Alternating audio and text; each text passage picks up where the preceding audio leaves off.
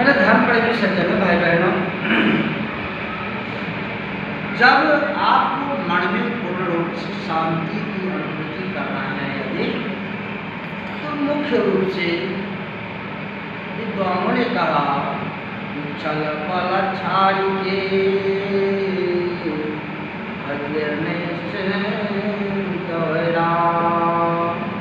मन की छल प्रपंच इधर उधर की बातों को भूलकर और निश्चित होकर एक दिव्य नाम को पकड़ के, चाहे राम हो, कृष्ण हो, शिव हो, जो भी हो, जिसमें मन ज़्यादा रमता है, जिसमें मन ज़्यादा आनंदित होता है, वैसे मन की बात और पकड़कर बस निरंतर मन में धारण करने के हो गए।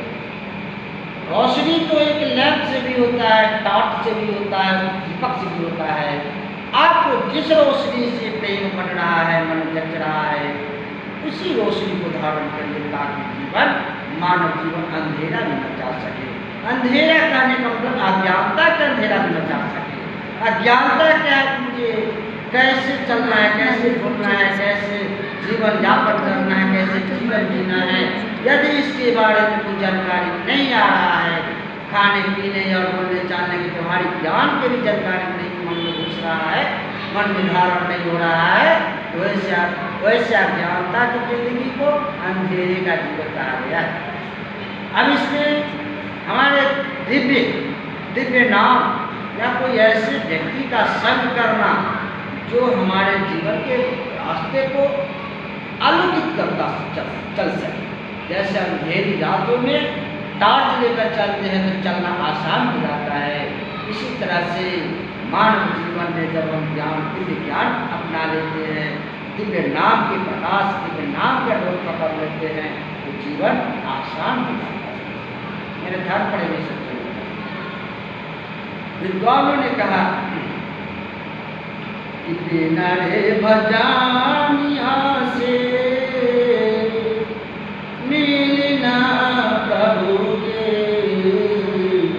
चरनिया, बतिया साजीवान गावेलाय सांताय सुजान, बतिया साजीवान बिना रे भजानिया के मिलना चरनिया, मिलना चरनिया, बतिया साजीवान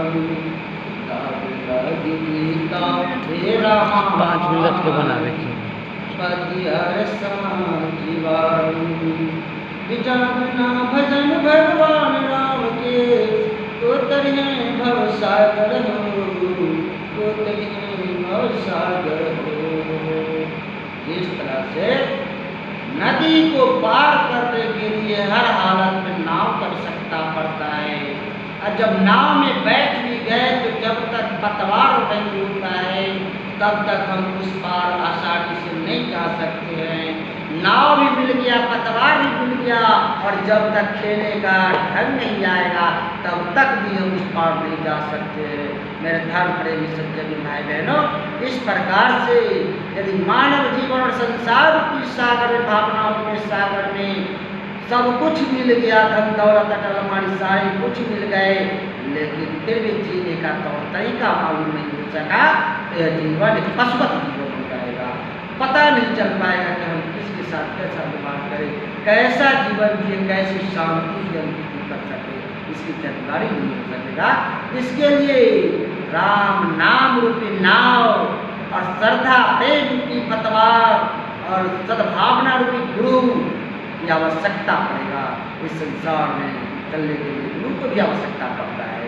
भगवान राम, भगवान कृष्ण, भगवान सारे जो भी है, भगवान कृष्ण भी गुरु के संदीपन के चरण पकड़े हैं। भगवान राम गुरु वशिष्ठ और गुरु विश्वामित्र के चरण को, रज को अपने मस्तक में लगा के गया है।